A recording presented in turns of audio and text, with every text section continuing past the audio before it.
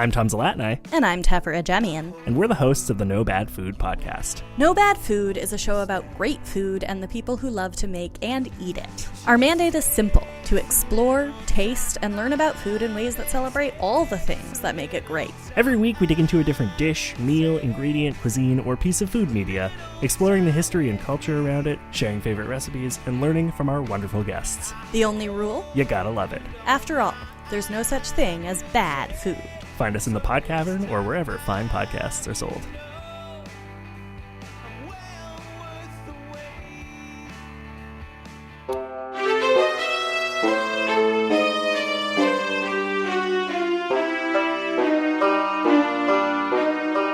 Hi, everybody. I'm Sam. I'm Tom. I'm Brad. And I'm Laura. And we're the Pixar Pals, or as you might know us as... Disney Dummies. That's right, everybody. The Dummies are back. And we are venturing under the sea again, but also to an aquarium.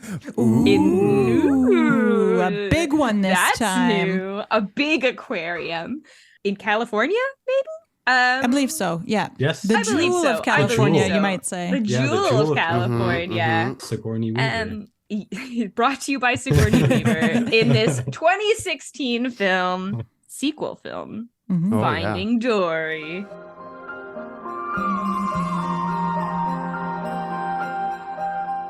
Ooh, we're here, aren't Here we? we sure go. are. We're in the land Another of sequel. Pixar sequels and Truly. in the era of Pixar's like, well, we've come up with a lot of ideas. How do we mine those ideas and sell them back to the people? Enough coming up with Merch. good ideas. But also, Let's just yeah. recycle old ones. Yeah. Why not? I feel like, because I know we've obviously mentioned it in this show, but like Disney bought Pixar when? Like, is this maybe we're starting to see the influence of being like... Didn't that happen very early on? It did happen, I think it but was I around do... Cars 1, like 2006, I think. Really? Okay, so it's something been like a that. while, I but thought it I was do before feel that. like Or they 2004. probably are somewhere around pushing there. for this kind of thing as well. So like, I don't know. Even though it's been a while, I still feel like this is something that maybe they were interested in. I don't know. I guess we'll find out. Maybe in this podcast where we talk about Finding Dory. Brad, why don't you start us off with some nostalgia for this film? Sure. None to really speak of. I know I've seen this movie. I feel like every time I'm asked for this, I'm like, I know I've seen it, but I don't remember. Probably too much pot smoking back in the day, but I don't remember seeing it. I know I saw it. I remember enjoying it, but not really much beyond that. I was looking forward to seeing it again, much like I was Good Dinosaur. Both of these movies I was looking forward to checking out again, because I feel like they kind of came and went in my head. But I remember they left an impression where I was like, oh, it was pretty good. So yeah, I was looking forward to seeing it again. Yeah. Laura, thoughts? Similar to Brad, and I knew that I'd seen it before, but I didn't remember when. Not because of pot, just because I have a bad memory. But as we were starting the movie, Tung said to me, "Did we see this together?" And I was like, "Probably. I don't know." 16 you said? 2016? It seems like the kind of thing we do. 2016, yeah. Yeah, it seems like When the we kind started seeing each other? 2015. Thanks for remembering. Our anniversary was weren't- literally 2 days ago. I know. But we weren't living together yet. No. So... But we saw each other regularly, as people do when they're dating.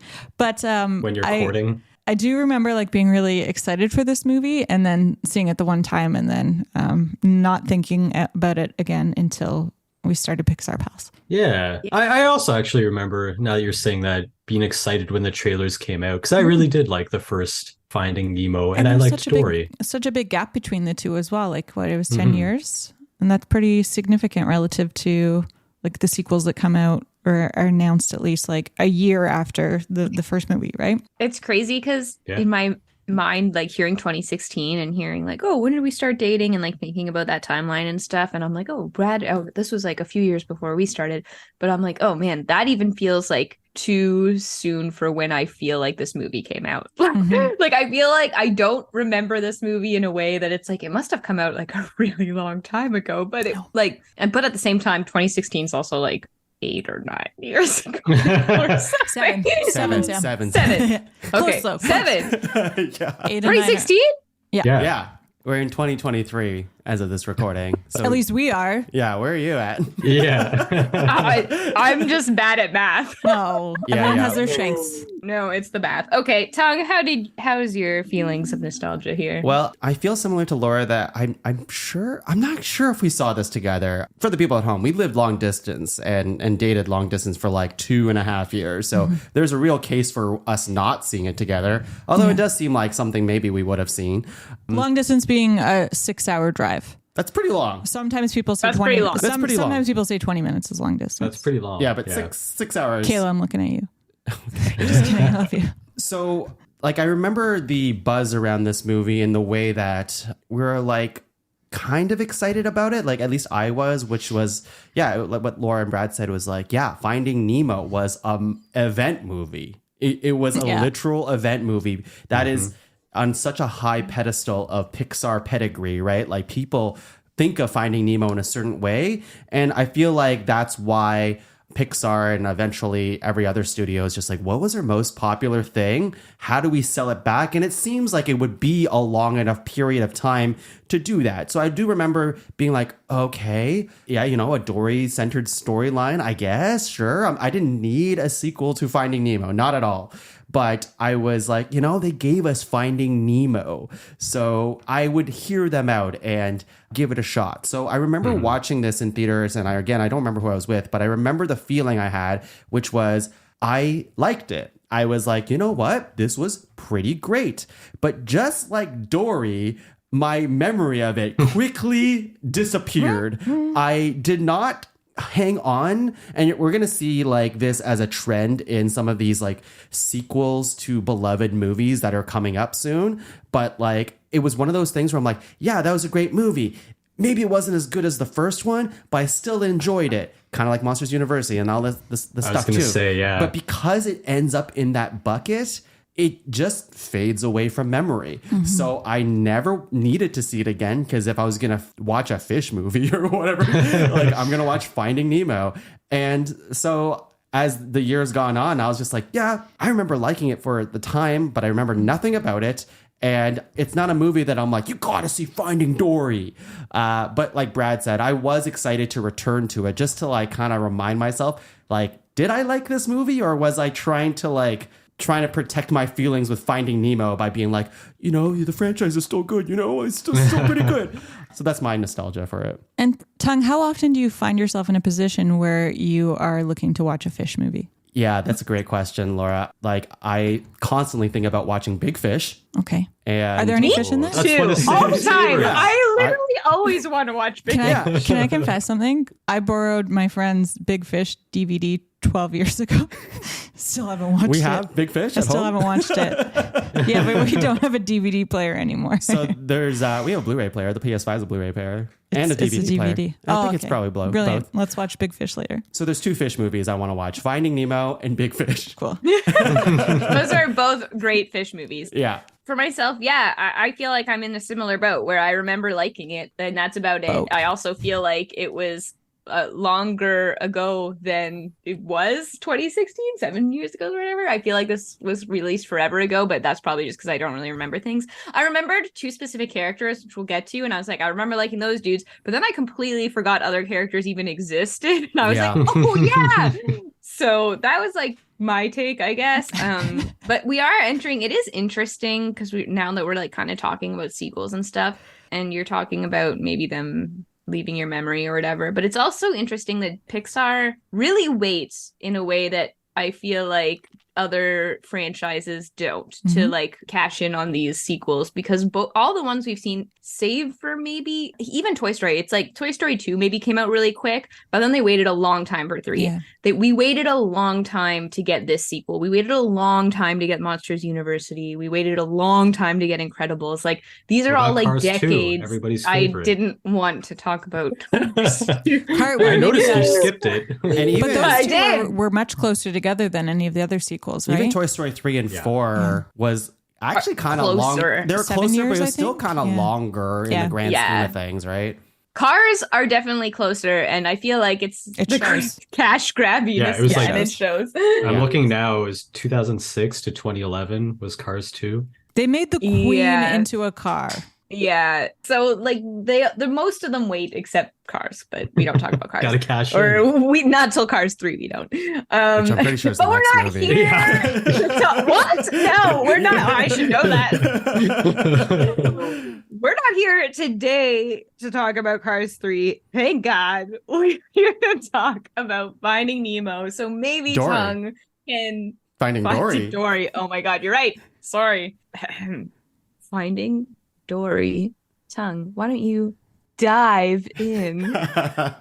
Okay, I also have to mention Laura did a really subtle nod to you're like, Tongue, I think we're in the same boat, and Laura said boat, and I'm pretty sure she was trying to be like, look what Sam did. The butt. I saw a boat. Before I get into it, I just want to say like how difficult it must be to create a sequel to a beloved franchise like Finding Nemo. And it's because when I watch this movie, and we'll get into our feelings afterwards, but it's like, how much reference do you cram into this that's like, remember Finding Nemo? Because we get a lot of that up front in this movie. And, you know, some movies are successful or not, depending on how much they lean on that nostalgia. And I think Finding Dory's trying to find its footing with that throughout the movie, where it's just like, hey, do you remember this? But also we have a new idea. And then they try to meld that together. And I think they have kind of like on and off success with that. So let's dive in, like Sam says. And it's funny because after the movie, I saw this 4-minute in the extras. There was like a 4-minute recap of what happens in Finding Dory in the expression of emojis. And I watched like half of it because I was just like, how are they doing this? They do those for a lot of movies. Yeah. And I was like, I didn't really like it, but it was like in my head, I'm like, wow, imagine like if Disney Dummies, Pixar Pals, we could just do a summary in 4 minutes. It'd be impossible. It'd be impossible. Impressive, really. It is impressive, considering how much I wrote for this movie. So yeah, I'm going to go right into it and say, like I always do for my summaries, it's difficult to write summaries, I think, for movies that you've seen only once. Yes. Yeah. Because there's a lot of things that happen in this movie. And it's a short, like it's an hour and 37 minutes or something like that. So if I miss something, well, too bad. Watch that 4-minute thing. So we begin with baby Dory, and we're going to see a lot of flashbacks in this movie. It's a flashback heavy movie, and they use a very adorable Dory like model where she just has really buggy eyes and she talks extremely cute on purpose. And it's like, obviously, they're immediately trying to tug on your heartstrings. And it's immediately reminiscent a little bit of Finding Nemo with the parents. You see like Dory's parents, and they're talking to Dory about like her short-term memory loss and how Dory should communicate that to people, and like practicing things of how she should act around people she doesn't know and pretend that her parents are like strangers in the moment, so she can practice this whole idea that she has short-term memory loss, which, you know, I empathize with because sometimes I have that. I constantly have that, actually. What'd you say? Yeah, Lord has that. I feel like touching on the like adorable Dory, it's interesting that this came out, or that we're talking about this movie and we watched this movie last night right as the new Garfield trailer released, because they also milk this like baby thing. And I was reading a lot of takes online that are like every movie now like will insert a baby version just to like sell merch and like get this cute like thing out there. And so it's like, okay, like I'm not saying that Finding Dory, because I do think Finding Dory's story like heavily leans on like her being a child and getting lost or whatever. Mhm. But I feel like seeing her like this hyper cute that they've made her, Yeah. it's like it does feel a little like, oh well, we want baby Dory, and like I don't know, because this movie is just like being made to make a sequel. It's like, okay, these were choices that were made. I agree. And some of the voice choices, which is admittedly very cute, sometimes leans into, okay, you're it's a little too cutesy. It'd be like saying bubble, like bubble. Or like, you know, like water, the water is so cold. Stop, never do that again. It's that type of talking. I love that we have this on recording. Oh, for God, I feel I like- hate it so I much. feel like we also just watched the Office episode where Andy is doing the baby voice and Michael has to talk to him about Where it. they ruin Andy. Anyways, I feel like this baby Dory does talk like that, which is why I have to talk like that, Laura. The rest of the summer is going to be like that, by the way. No, okay. Okay. We see us. Laura's looking at me. I won't do that until bedtime. The parents are warning Dory about not going into the undertow. And there's not a cute moment, but it's like a little sad moment where she's like, baby Dory's not really knowing how to process the short-term memory loss thing. And she's like, what if I forget you and you forget me? And it's like, oh, that's really sad, because like Dory, they really hammer home that short-term memory loss is a big deal. Like in the first movie, it's like, it's a joke, and we all know it's a joke, but also it is a big deal, but the movie's not centered around that. About it, yeah. This is centered around her trying to remember things as someone who has short-term memory loss, which I think is like a good idea for a movie. And so after she says like, what if you forget me and whatever, and they're like, we'll never forget you, and then we get to the like pan up to like the ocean or down to just the ocean view, and it says Finding Dory. It's not as a sad intro as the Finding Nemo one. I think the Finding Nemo intro like sticks with you, but this one's just like, maybe she did forget her parents. We're gonna find out. Finding Dory title card. And immediately we see baby Dory is lost now. She's just lost in like a bunch of kelp. You see a bunch of kelp, and two fish run into her and try to help, but Dory says she suffers from short-term memory loss. And we get this a few times where she'll be like, hi, my name is Dory, can you help me? And they're like, okay, we'll help you. And then she'll go, hi, my name is Dory, can you help me? And that's the kind of the thing. And nobody can help her because she doesn't remember where she is and where her family is or whatever. So we see like kind of a quick montage of Dory starting to grow up throughout the years and talking to a ton of fish throughout the years, just being like, hey, I don't know where my family is. Do you know where they are? And kind of thing. And then as the years go on, she's just like, she basically says something like, I have a question for you, but I don't really know what I'm asking. Like it comes something along those lines of, she kind of forgets the original question, which is, where's my family? And basically we get that all the way up until she runs into Marlin. So right away, there's a Finding Nemo crossover scene where we see when Marlin runs into her the first time, and we see the boat just like kind of going through the top over there, and that whole interaction of like, oh yeah, follow me, I know where that boat is, it's this way. And then we cut to after the events of Finding Nemo. We see like the title card or something that says a few years later, or a year later. I think it's just 1 year later. And now we know that Dory and Nemo and Marlin are sleeping in the same like anemone. They're all Where are they sleeping? Anemone? Anemone. And they all stay in the same anemone. And Dory's like trying to wake up Marlin because she has a question, can't remember what it is. And there's a little cute moment where they're like, Dory, go back to sleep. And it happens 3 times. And then until they're like, oh, okay, we're going to get up. It's time to get up. And we get a scene with like Mr. Ray, the stingray, which I think he still fucks. So, Fucking is good. Fucking is fine. Mr. Ray is like the field trip He's the teacher guy, but he's also the bus driver as well. And we find out that Dory basically goes on all these kid trips with all the rest of the fish too. And Marlin's like, you shouldn't join Mr. Ray today because he doesn't want to be like, she always gets lost and they don't want to have to deal with her because she's more trouble than she's worth. Yeah, it's basically Sorry, Mr. Ray doesn't have enough help to have to, handle Dory. And she takes it as, I should be the teacher's assistant. So she is the teacher's assistant for a little bit with Mr. Ray, and they're teaching about migration, and the kids ask where Dory has come from, and that triggers her thinking about her family for the first time in ever. And Mr. Ray like talks about the undertow, be careful of the undertow, and then that causes Dory to remember even more. A little bit is starting to open up.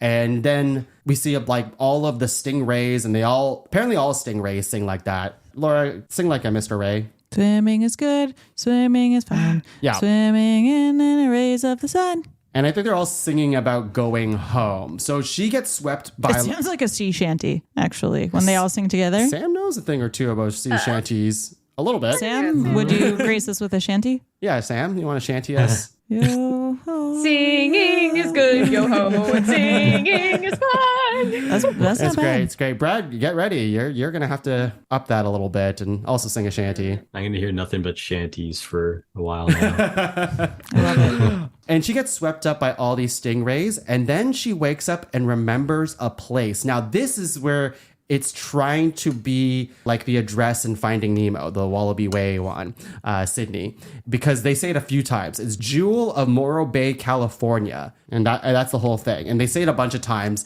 kind of like, I think that's 42 Wallaby Way, Sydney. I feels like it's supposed to invoke that, where they keep saying the address of a place and like, that's the place I have to get to. But they get to that place pretty quick in this movie, so it's less of a thing. But that Jewel of Morro Bay, California thing that she remembers triggers that she remembers that she has a mom and dad. She completely forgot this entire time. And she's like, I gotta see them. And she's in a huge rush to go see them. And Marlin, being Marlin, saying, they shouldn't go because you should stay home. And we already had an adventure of a lifetime, blah, blah, blah, Marlin. But Being such a Merlin. yeah. But he's a little bit more open to this stuff, just a little bit more. So Dory's like, I don't you know how it feels to like want to be reunited with your family? Something along those lines. Ooh. And he's like, fuck, you're Hit him right. where it hurts. Yeah, he's like, I guess. I mean, I did try to find Nemo in the last movie. He said that. Yeah. And Marlin's like, I know a guy. And right away we see, our buddy Crush. Crush is back for too short of a time. Dude. So yeah, already we're getting some of the best of Finding Nemo with righteous. We get Squirt again, and they are riding the eastern current. AC. Yeah, exact. An eastern Australian current, I think, right? Yes. I think this is like, I mean, I agree it's too little because I love them, but I do feel like you don't want to linger on these old characters too much in a new story necessarily either. Much like Ralph Breaks the Internet. Like, we don't hang out with Calhoun, whatever, yeah. and Fix It Felix for a lot of it. And I feel like that was a good choice. And I do feel like this is its own story because it doesn't linger on these old characters. So. Yes, I agree, which is why it's like the beginning is so like reference heavy or like reminiscent. Like already there's been like 3 or 4 things that's like, that kind of reminds me of Finding Nemo. So it's like, I'm like, when will we get to the heart of Finding Dory, which we will get to later. It just takes a little bit to get going.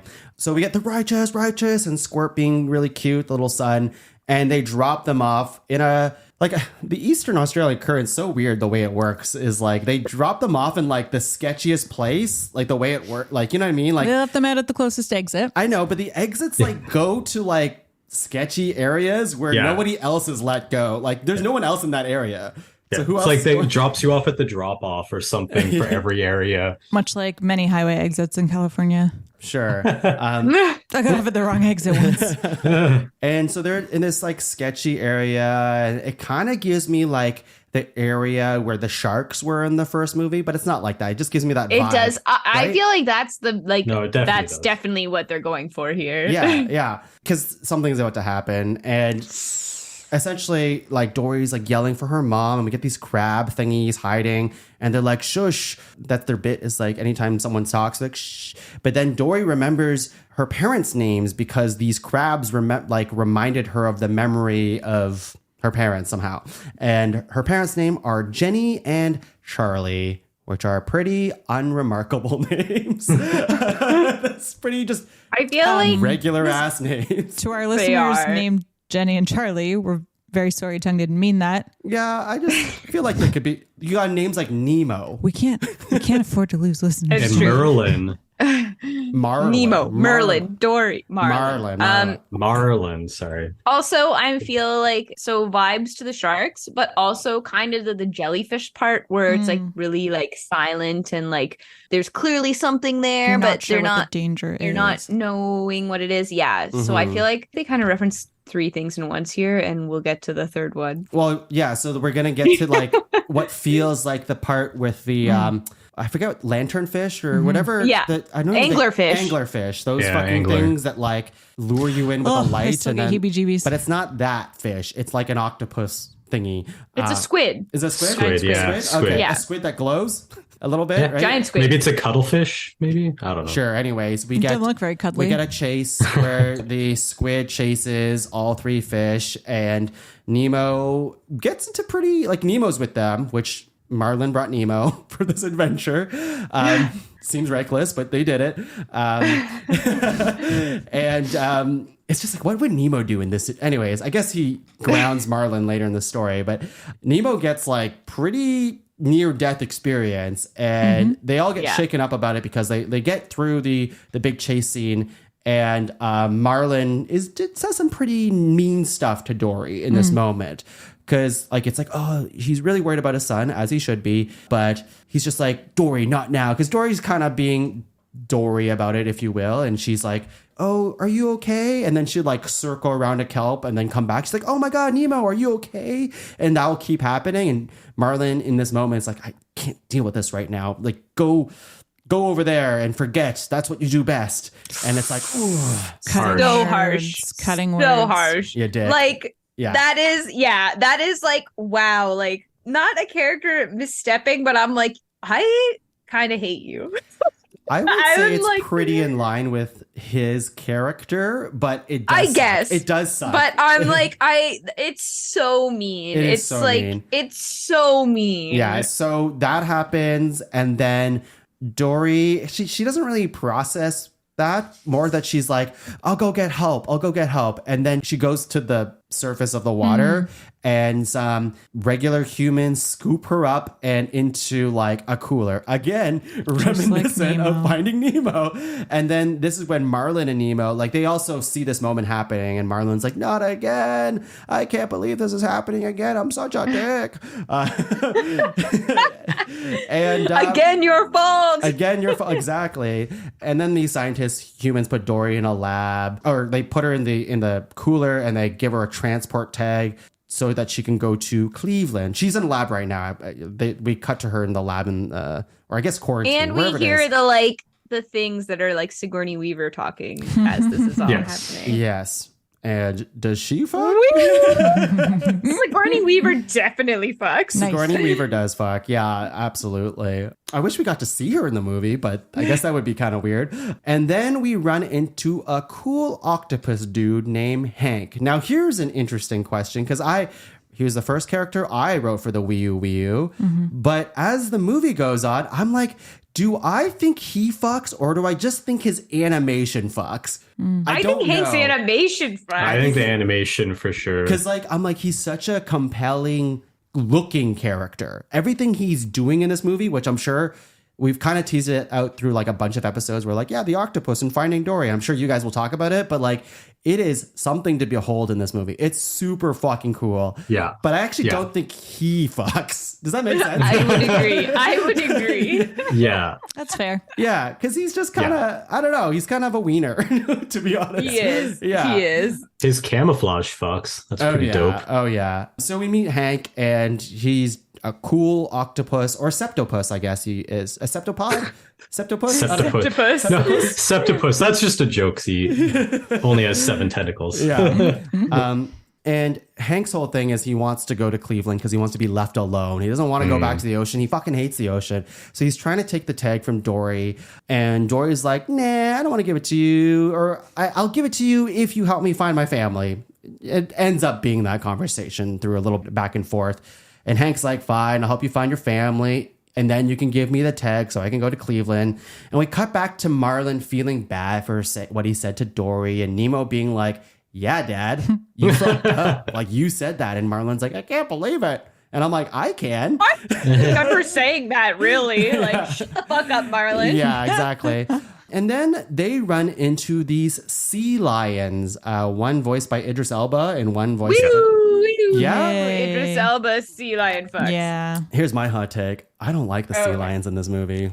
You don't like... I mean, okay. they are bullies. Yeah. They're mean. But I think Idris Elba just has a sexy voice. He does have a sexy voice. Yeah. I don't know. I'm torn on this one because I'm like, Wii. Listen, I love... Can we just Idris Elba? I think that's allowed, right? I think that's allowed. And listen, you know how unprecious I am with my Wii U's in this show. I'll Wii U basically everything. But for some reason, these sea lions feel so inconsequential to the movie. Like, they point Marlin and Nemo in the right direction, I guess, but it's not really... They don't do much. They I think introduce them to Becky. Yeah, which we'll get into. But I think the funniest things that come out of the sea lions is Gerald. So does Gerald fuck? I don't think he fucks, but he made me laugh a lot.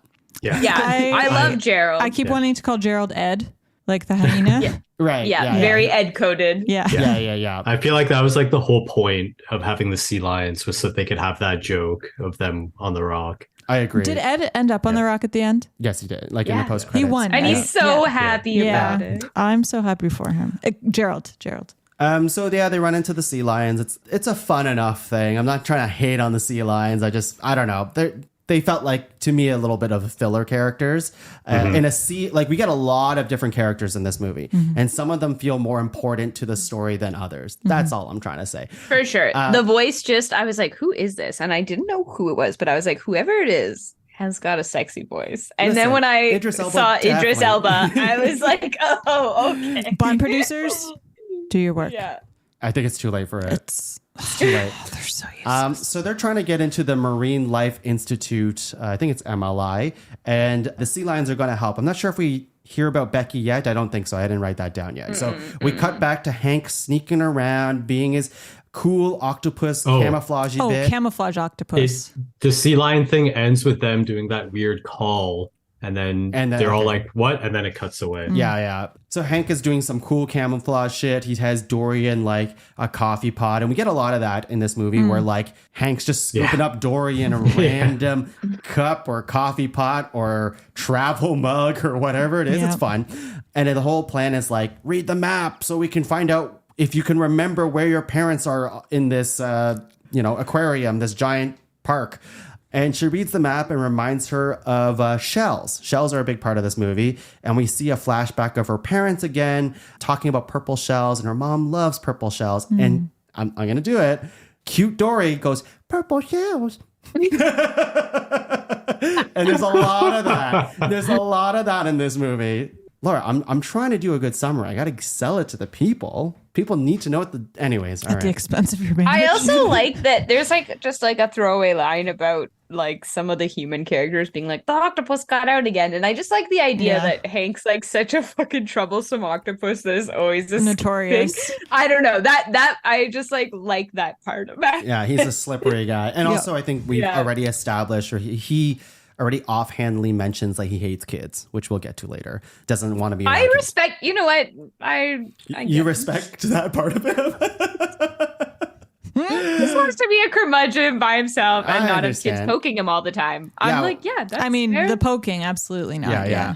So after they read the map, they're like in a rush because like there's employees walking around trying to find Hank, and there's an employee that's walking around with a bucket that says Destiny on it, and Dory's like, that seems like a sign. So she just like flings herself from the coffee mug. And somehow she's able to single-handedly tip over this coffee pot and into this bucket. And then she's just with a bunch of dead fish. I'd like to point out there wasn't even a single hand involved, only fins. Yeah, that's right. You're right. So, you're right. When you're right, you're right. Yeah. And so she gets thrown into this giant aquarium, and we meet Destiny the whale. And this whale can't see very well, but she recognizes Dory's voice because they used to be pipe pals, which they yelled at each other through a pipe. Through a pipe, yeah. It's like I'm gonna Wii U Destiny. Yeah, okay. I like Destiny a lot. I love Destiny. Big fan of Destiny. Yeah. And I don't normally like fish. She's a whale. I don't normally like fish type things. Yeah. Who's she voiced by? Caitlin Olsen. She's Dee, sweet Oh, Dee yes, from sweet It's Dee. Always Yes, we Sunny knew in that. All right. Philadelphia. Caitlin and Olsen very surely much does. so. Yeah. Yeah, Destiny will play an important part later, and she also has a pal that we have not. Oh, Bailey. I don't know. I love them both. Listen, Bailey. I actually think Bailey does. I'm not sure about Destiny. Well, I'm 'cause the opposite. Bailey does this thing that I love doing. Whenever I like try to telepathically talk to Laura sometimes, or like think about something, I go. Like, I don't know. It's like a South Park thing that like I just go into my head. I'm like, I gotta think about something.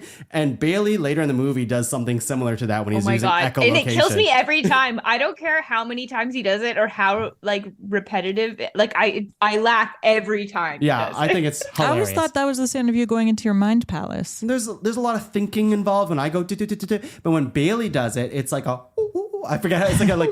Yeah, yeah. I think it's really It's funny. sounding more and more like the theme song from what's that hotel?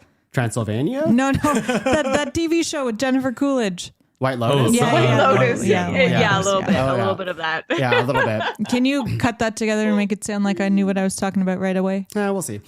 And we find out that Bailey the beluga can't use his echolocation because he bumped his head, and it's a little funny because that's just how his head looks like, being a beluga whale.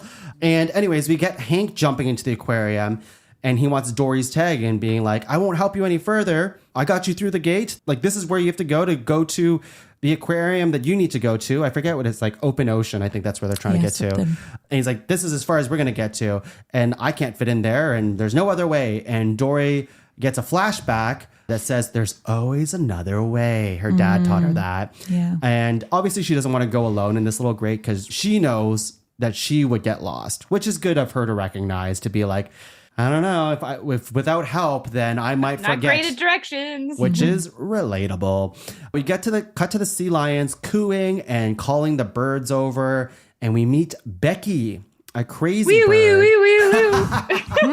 You know what? I could agree. Laura would not, because it's a scary looking bird. It is very As soon as the scary-looking birds bird. came, I was like, Laura fucking hates this. Becky is my favorite. Do you know what? I liked Becky's energy. Mm-hmm. I just didn't like looking at her. She has a fun thing. I think the syncing with a bird is a really fun visual thing, which is like, you gotta look in the eyes of the bird and you'll sync with the bird. Do you say something? I forget. Or I think you just look and he has to do this like right. Right. Yeah. And then you see like the focus of like Marlin getting more into focus the more he does it, and once it happens, it's like, okay, you're synced with the bird, and it's like, what the fuck? That's random. I love very Avatar. It's so dumb. It is. I also like that that all the birds look like pretty normal birds, but then Becky's just so disheveled and like wall-eyed and crazy looking. She's been through a I lot. love her. I love her. I like her too. Anyways, so it's like, how now that you're synced with the bird, how are you gonna like carry these fish around? And this is where Gerald, the weird sea lion, the one who wants to be on the rock, like the two other sea lions are like, hey, Gerald, well, if you give us your green bucket, for some reason he has a green bucket, then we'll let you stay on the rock. And it's a bit of like, okay, you've been on the rock long enough. Give us the bucket. Get out of here. Yeah, exactly. They like bully him off the rock, but it also is funny because it just feels like real animals like being dicks, because I just feel like that's what they would do as well. And I don't know. It just kills me every time they bark. I think it's funny because Gerald's expression never really changes. His like weird He doesn't give a fuck. unibrow and like he's got like a bushy unibrow. Yeah, And I don't think it's about hanging out with the other sea lions. I think he just wants he wants to the be rock. on the rock. Yeah, exactly. Yeah. I think and that's the thing. It feels like I kind of like joked about it being bullying, but I'm like, no, it feels like they're real. This is like a moment where we switch from them being like anthropomorphic to like being real animals, because it feels like just like a territorial, like, this is my rock, not your rock. Yeah. And so like that switch in them is just funny. Yeah. Absolutely. I did like that part for sure. Anything Gerald I really enjoyed. Maybe he does fuck. Maybe he does. Wait, we Gerald fucks. Maybe he does. He's a weird one, but I like it. So they get the bucket from Marlin and Nemo so they can find Dory. And we cut back to Dory and Hank waiting for the signal from Destiny. So Hank and Dory at this moment, they're like in a baby stroller. And they're trying to make their way to open ocean. And like Destiny is going to try to or just jump essentially and distract all the humans so that, you know, Hank can use his cool octopus legs to like move this baby stroller around, and Dory's going to give directions and, you know, find the sign that says which way to go. That's also like go ahead. One of the best gags is, what's the beluga's name again? Bailey. Yeah. Bailey like doing the steady. And then he's like, okay. And she goes and he's like, wait. that whole gag is, I do like Bailey. Bailey, I like Bailey. He's funny too. Yeah. Voiced by Ty Burrell. I just love, and I feel like when this movie came out, like I feel like now it's like, oh yeah, it's Caitlin Olsen and Ty Burrell, but I feel like when this movie came out, they were both like much more popular at the time as well, so it was like more of a sell because like Modern Family was in the height of its run, and I feel like Sunny was also just like prevalent, so everyone knew them. I totally forgot. These are the characters where I'm like, oh, I forgot they were in this entirely, but they definitely were marketed, like I think. And I remember being excited about them being in it at the time, but then I completely forgot they existed in it. So like I do really like them though. So we see Dory navigating Hank around, and Dory sees a sign about the most powerful glasses. And she's like, go this way. That'd be great. So Hank's like, okay. But we see that she actually doesn't turn the right way. She's not going towards open ocean. She's going towards the wrong way. And we get a lot of this in this movie right now. And Marlin and Nemo are split up. And I find Marlin and Nemo's side quest story less interesting than Dory's stuff. We're going to get to it later where it's like, they seem to have put Marlin and Nemo in this situation, and we need to just quickly find a way back to Dory later. And that gets kind of messy. Anyways, we go back to Marlin and Nemo. And I think this is when Becky is flying around and she sees like food on the ground. And it's like popcorn gets spilt or something. Yeah. So she puts like Marlin and Nemo in like a tree, and she's like eating. And Marlin's like, oh, she doesn't know what she's doing, blah, blah, blah, doubting the woman once again. Marlin, classic Marlin. And they... Fuck that guy. Exactly. And Marlin and Nemo get flung from the tree branch into like a gift shop aquarium or whatever. It very so. Like souvenirs or something. Extremely lucky situation that happens. It's like, how did that happen? It's such a small little aquarium that they ended up in, but it worked out. It's like the thing that's in the aquarium is like a toy fish. Anyways. Yeah. So we cut back to Dory and Hank. And this is when like they're getting an argument together. Like there's a lot of like Hank hostility to Dory right now, just being like, come on, you just keep forgetting stuff and blah, blah, blah. And you're annoying, like that type of energy. And Dory's like, you're not very nice for someone with 3 hearts. And Dory starts spitting some knowledge about octopus. Some octo facts. Yeah. And octopi. She it's like very detailed stuff where it's like, one heart does this, the other heart does that, and the other heart does that. And as Dory's remembering more and more, we see the stroller that they're in rolling backwards. Oh, wait, Hank is mad because they went the wrong way. Because Dory's more focused on remembering more, and Hank's more focused on like, let's get you to the place that you said you want to go, and that's it. I gotta get to Cleveland, that kind of thing. And so the baby stroller rolls back and it goes into this like kid aquarium area. And now we get like a Toy Story 3 butterfly room vibes. Is that fair to say? So much. Oh my God. Absolutely. I thought that while watching it immediately. Yeah. So it's they get both flung into this very kid like, well, I mean, it is for kids. It's I don't know how to describe it, but it's like one of those very like shallow pools. It's like a petting zoo, but for fish. It's the hands-on part of the museum. Yeah. And so we just get a lot of like fingers and chaos of like people poking, and Hank is just like terrified of this entire situation. He's hiding under a rock, and Dory's just like, oh my God, this is kind of crazy, I guess. But she gets a flashback of the Just Keep Swimming song. So another callback to Finding Nemo. And it's like her mom taught her that song. And Dory's like, I thought I made that up, but it turns out I learned that from my parents.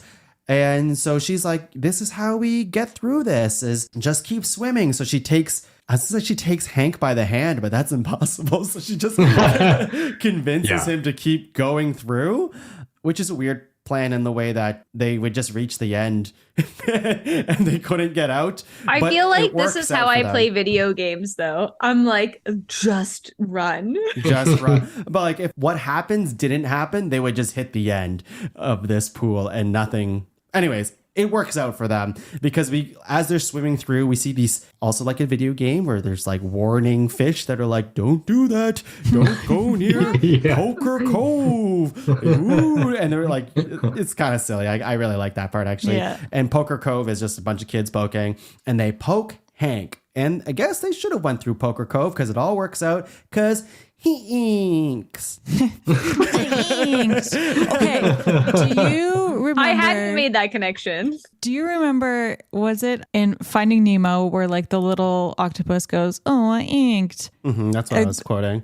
And didn't your sister tell us that was like oh yeah, the octopus ejaculating? She said that, and I don't trust her. So, okay, I mean, maybe. Did you learn? Did you research this? No, I didn't research this. But in this movie, he inks, and Dory goes, "Oh, don't worry, it happens to everyone." And I was like, "Is that meant to be? Is that a thing? I don't know." It's also like one of those. Yeah, they make that joke in this movie and like kind of last movie as if they should be embarrassed when it's just a thing. I don't know. Yeah. Isn't the inking just like a defense mechanism or something? I have no idea. Why do you got to be embarrassed? You know what? By it? They shouldn't be embarrassed. Yeah. I feel like more. Yeah, they shouldn't. If you got good on Dory for telling him not to. Yeah.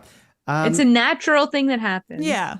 And they have a moment where Hank is like, oh my God, we got out of that situation because of you. I mean, you got us into this situation, but because of you, we got out of the situation. Okay, but I also think because of him, they got out because all the kids stopped poking once he inked. So I was like, this was actually kind of both of you. Yeah, teamwork. Yeah, but there's a respect that Hank has for Dory that he didn't have before, which I'm like, yeah, I agree with that. It's just like, well, Hank, you did it. But I guess did it, buddy. because of her, he got out of his terrified state to keep swimming. So that's the whole lesson, right? Just keep. He swimming. wouldn't have let himself got poked. Exactly. Just let yourself get poked. Yeah, guys. Learned. Get poked, get inked. And now we go back to Nemo and Marlin again, and Nemo's upset at Marlin for not believing in Dory. He's just like, Dad, you idiot. You're like, Dory's the best. Like, stop being such a Marlin about it. Instead, you should be more like a Dory.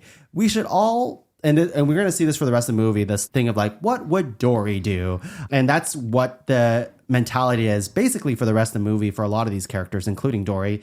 And they see like a splash pad situation, and it's pretty ballsy. But I guess Dory would do that, which is like, the splash pad from where they are in this like kid aquarium is like shoots one at a time, and that shooting will lead into another pool of water. So it's like, wow, that's fucking crazy. And they do it. They're able to do it. It's a close call, but they're able to get into the other pool of water, and they meet this clam dude. And it's just like an awkward clam situation. This is where I feel like the Marlin Nemo story didn't know what to do next. They just end up in this situation where there's like a really big talking clam who's kind of awkward, and Nemo and Marlin are like, I don't really want to hang out with this guy. And that's all we see from this situation, because now we cut back to Hank and Dory doing more. They're doing like Spider-Man shit, which I mean, maybe I did play Spider-Man too, but like Hank is really like swinging around and like fucking camouflaging, and he's doing like, he's jumping all over the place. And he goes all like ninja, and he makes it to the top of the open ocean, which open ocean is just a bunch of fish in this cylindrical, pretty big though, but cylindrical fish tank. And they're at the top, and he has like Dory in like a cup, and they have a moment, and Dory gives Hank the tag, and she tells him, you know what? I think I'll remember you, which is a nice thing to say. It's very cute. And he's like, oh, you won't remember me, but I won't forget you. And they have that little moment. It's cute. Oh, yeah. Their character development together happens very quickly, like in a span of like, I don't know, a few hours. Yeah. So for me, it was hard for me to make that leap. I was like, you know what? I'll just go with it. It's supposed to be a nice moment. I won't ruin this. I agree. he drops her into the aquarium, and there's a ton of fish in here, and she's asking and looking for her parents. And then she sees shells on the sand, and she has the memories of the shells again, the pepper shells. And if you follow the shells, Dory follows it, and this is when we see a flashback where Mom says she loves the purple shells. And this is when we find out how Dory got lost in the first place, which is Dory was trying to get her mom a purple shell because her parents were like talking about how like they're crying, being like, our daughter, how is she going to survive in the world? And like with her short-term memory loss, they're like really worried. And Dory's like, I want my mom to feel better. I want to get her a purple shell. And because she tried to get a purple shell, she gets sucked into the undertow and basically out of the open ocean. And that's when she got lost. Into the actual Can open I ask ocean. something? I've been waiting because I don't know when to ask this. At this point in the movie, I was like, I need to go back and revisit this or ask the dummies. But at the very beginning of the movie, do we not see the parents being like warning her of the undertow and teaching her about some undertow situation? Yeah. Yes. And does that not feel like the ocean? Oh, yeah. Like, It at, sure, at for the sure felt like beginning the of the ocean. movie, so the jump to like, oh, she's actually from the aquarium and Yeah. they're in the aquarium, for me felt really weird because I was like, what was with all this undertow stuff that they seem to really heavily be training her on? What was that all about? It's the open ocean exhibit.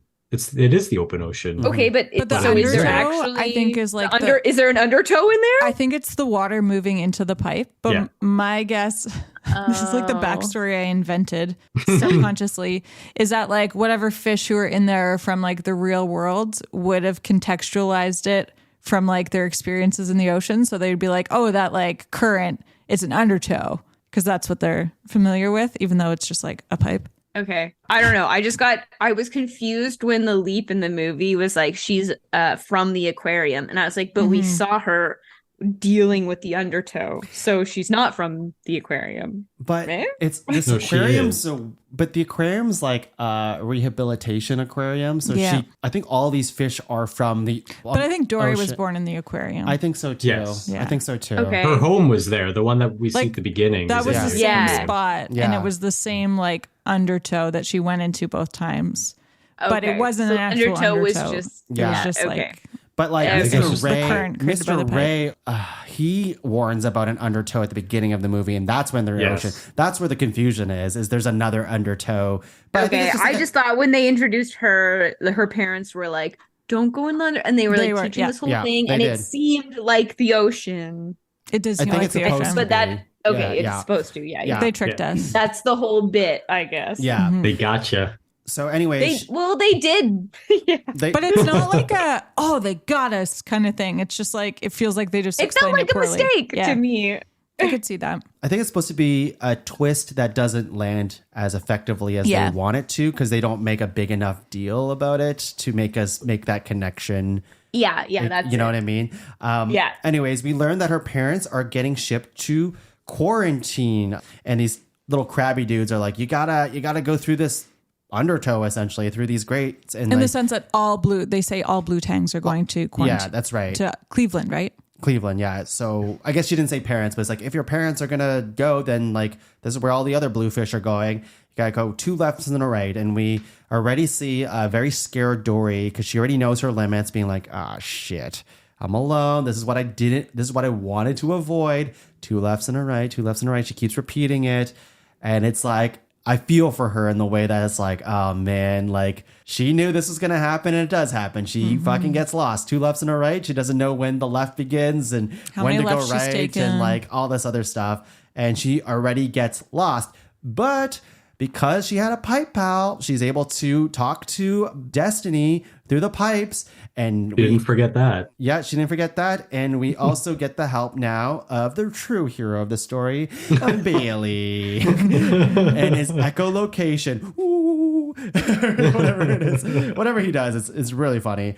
So now he's like using his superpower, like his daredevil powers, essentially, to navigate Dory to where she needs to go, to the quarantine. But he also sees that there's another fish in the pipes. Oh my God, don't go that way. Don't go that way. And Dory, with bad directions, she's going that way. Oh, it's Marlin and Nemo. It was very alien movie where they're like looking at the radar. Yeah. And then it crosses and he's just like, oh no, she's dying. Even though it's Marlin They're and eating Nemo. her alive. And it's a reunion of Marlin and Nemo. They found Dory. And this is where I think they had more story to tell with those two, but they just didn't have time or something, because they're like, hey, we were talking to this giant clam dude, and then he was talking a lot, and we were slowly backing away from him, and then we found these pipes, and then we just continued looking for you, and now we found you. That is literally what they say. I wrote like something along those lines, but that's literally the explanation. I'm like, this just feels like their side quest needed to wrap up quick and reunite with Dory, because I'm like, what did that build to? It didn't really feel like the movie, because like I couldn't remember how it exactly played out, but when Bailey was seeing that there was like another fish in his radar, but you didn't know who it was, I was like, oh yeah, I feel like this is gonna be Marlin and Nemo. Marlin, I have every time now. Marlin and Nemo, but I was like, this is pretty lame. Like, why are they in there? Like, I like, it doesn't make sense that or like they're knew there. it was coming, but I was like, this is like weird and kind of dumb, but okay. It's funny. Yeah, I didn't like. Yeah, now that you're talking about this, I didn't even question it why they were in the pipes. But looking back, it's like, yeah, they were over there and now they're over here. But how could they were in like a pool without pipes, I think. There must have been, right? There must have been, but it's like they went on this entire side quest and then it's over without showing us how they got there. There were a lot of deleted scenes in the extras. I wonder if that was one of them. Actually, just scrolling through it, it didn't seem like that was in there. So I don't know. I wonder if it was part of the original storyboard, but I also think it's just like, you got to wrap it up. We not wrap it up, but wrap up that side of it so they can get reunited, so they can get separated. They ran out of time to render the scene. So they are reunited, and Dory has doubts to see her parents because she lost them. She's like feeling really not confident in herself for once, like she's not really confident about her memory. She knows that about herself, but this time she's not confident in herself because she feels this guilt of like losing her parents in the first place. And this is where we get a really good pep talk from Marlin, probably like his best moment, one of his better moments in the movie, where he's talking to Dory, saying like all these great qualities about her and just like saying how brave she is and like how she helped find Nemo in the first movie and like all these things of why Dory is great the way she is and why she doesn't have to be who Marlin wanted her to be at the beginning of the movie, and like saying like part of her strength is because she is who she is.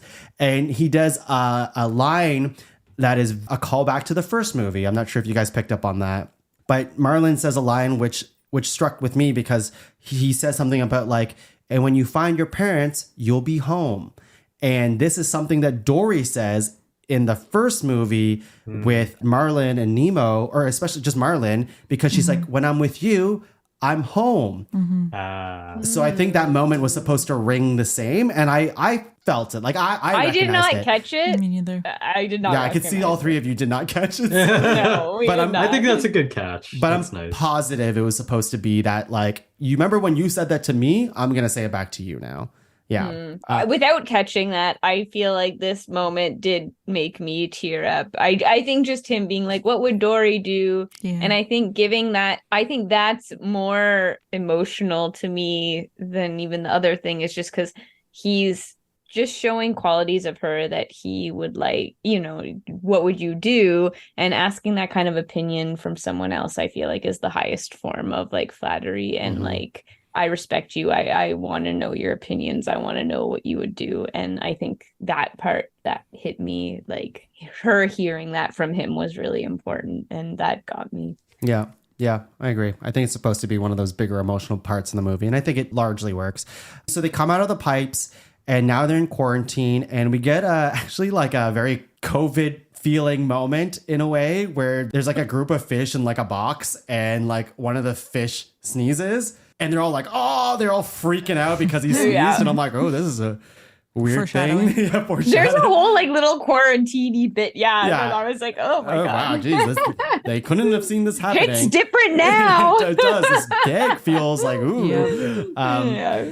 Anyways, they get reunited with Hank. Hank is back. He's back in the mix. And Hank's like, what are you doing here? You're not supposed to be here. Anyways, oh, you want to find the blue fish? Here's your blue fish. So he scoops them up and like Nemo, Marlin, and Dory and puts them in like the box of where the other blue fish is. And Dory cannot... The blue tangs. That's right. And Dory cannot find her parents.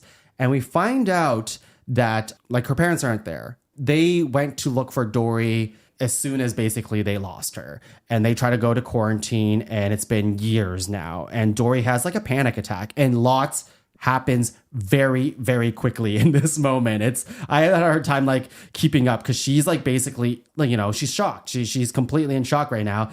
And she gets like, I think she's back in the mug or cup or whatever, but she gets separated from everyone very quickly. And we get like this first person view. It's very cool looking. I like think this just like a storytelling device of like, you're seeing it from Dory's perspective of like, oh, Hank's now getting captured. People are chasing him. And Nemo and Marlin are still in the box. And me, Dory, am getting kind of swept back into the ocean in this. It all happens very quickly. Mm-hmm. And that's what happens. She's back alone in the ocean again. And she's looking for help. And it's kind of similar to how the beginning of the movie starts, where she's like a baby and she's looking, you know, for help and stuff like this. But this time she has the advice that Marlin imparted on her, which is, what would I do? Yeah. I still feel like this whole part is very haunting to me, to like not have your memory and just be lost and alone in like the woods basically. And yes, just trying to like calm yourself and be like, okay, like literally one foot in front of the other, where what's immediately in front of me, where do I go? And pretty intense. It is, but that is why because of the advice that that Marlin gave her, she was able to like take it a step at a time, even though she was very worried the entire way through. It's like, okay, I would look through this kelp. This kelp looks different. What is that? This looks, it's kind of hopeless. Oh, wait a second. That's a shell. Oh, there's another shell. Or she says like, I like sand. Sand is squishy. Which I thought was like a nice little fun thing. But she's problem solving it. And then she sees a whole bunch of shells that lead to the same part. And this is the memory that I have for this movie. I remember this part of the movie quite well. Me too. And we see it all leading the same spot. And then we see shadows of two fishes who are slowly going towards where Dory is. And we immediately know it's her parents. And they don't even wait that long. They see their daughter there and they just rush to her. And it's I think it's a really nice reunion where they don't linger on it too long. It's like, yeah, we know they're the parents, and boom, her parents are just so fucking stoked to see Dory because they spent every day for years laying down shells to bring her back home, because that was kind of like the whole plan, is like to make a trail for her, which I think is like really sweet. Like her parents really obviously still care for her, and we learned that like they've been in the same spot after quarantine because they had a feeling that Dory might try to come back, and they've been laying down shells for years in every direction. I feel like that love for your child is just like it's so touching. This part is so cute. Yeah, we love our dogs so much. I feel like if we laid down kibble or something towards a spot, like I feel like Cap would still get lost, honestly. Like, he would just like, what? I just eat all this and then take a poo and like see a squirrel and then run the other way. This did make me cry when I saw the movie the first time. I remember. I think it's a really touching moment, which I always like a good reunion, and it pays off. And Marlin and Nemo, we get back to them and they're stuck in the truck, and Dory is like kind of filling her parents in on Marlin and Nemo as they're kind of like swimming around, but basically like, yeah, they're great. They're family. They're amazing. Like, we got to save them. And we get into like a rescue mission in the last like third of the movie here, where Dory gets Destiny's help. She gets Bailey's help, and the sea lions are there. they don't do anything, but they're like, I'll watch. But we get like Destiny and Bailey jumping over the aquarium, trying to help Dory, and they're using the echolocation, and they're putting their strengths together. And there is like a cute scene where Dory is like, I think this is really nice, where her parents are scared to lose Dory again. Dory has a plan with otters to be all cute and cuddly on the traffic to stop the traffic. It's a very like, aw, but obviously it's supposed to play like, this is a very cutesy moment where like all the traffic people are going to stop their cars so they can watch all these otters hugging each other. And that's Dory's plan. The cuddle party. The cuddle party. And her parents are like, oh, we don't want to lose you again. And Dory's like, but I can find you now. Like, I know how to find you. And it's like, yeah, you can find them again. You did it one time. It can happen again. So in this rescue mission, there's a cuddle party with the otters. They're all hugging each other. And they get reunited with Marlin and Nemo. And they have a nice family moment where like Dory's like, you guys are more than just whatever. You're family to me. So everybody's family now. And she has a moment with Hank as well. She's basically telling Hank that he can come. He can't go stay in the truck because he should join her in the ocean. And Hank's like, okay, you got me. Like, sure. All right. Stop talking. You got me. And Marlin summons Becky because he has that power now. He syncs with her. And they get like Nemo and Marlin get back into the ocean. They quickly meet Dory's parents, but Dory's still on the truck, still convincing Hank. And essentially, like, Dory's trying to save the entire truck right now of these other fishes, the other blue tangs on the truck, and like other fishes too. And now we get kind of like a chase scene where Hank's driving the truck. They kick the other humans out somehow. I forget how, but like. There is, I actually have to back up a little bit because he's like, there isn't another way. We got to give up because the truck's moving again. There's not another way. But Dory's like, there's always another way. And sure enough, there's like an emergency hatch at the top. And yes, there's another way. And now they're driving the truck and Dory's in a cup and she's giving directions again. So that happens a few times in the movie. Like Hank's driving like the baby stroller and Dory's like, go left, go right, go left, go right. And the cops are now involved in this situation. They're trying to like chase down this truck a little bit. They lay down that like caltrops or whatever that spiky thing is to like stop wheels from spinning. Yeah. And then it's like, I got an idea. Just drive off this cliff and into the ocean. And that's what happens. And then what song plays during this moment? I see trees of green. Yeah. Red roses too.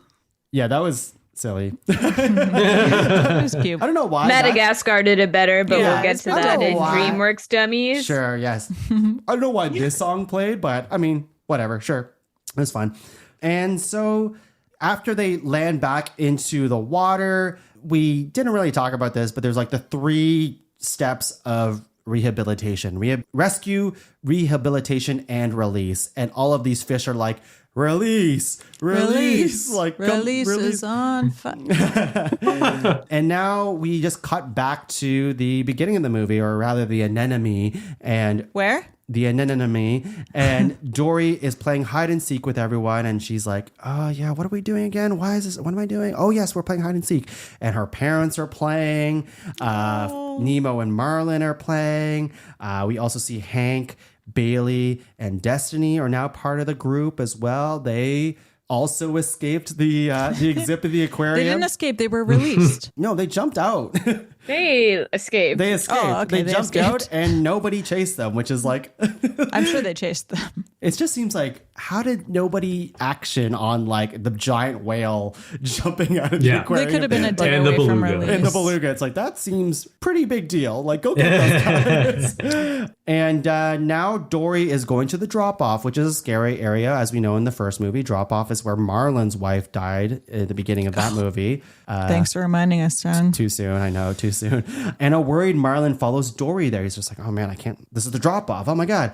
But Marlin says, you know what? You did it. And Dory has another flashback from her parents saying she can do anything she sets her mind to. And it's like a nice like little end cap to like all of the lessons her parents imparted to her throughout the movie through flashbacks. And Marlin's like, it really is quite a view. And Dory says, yep, unforgettable.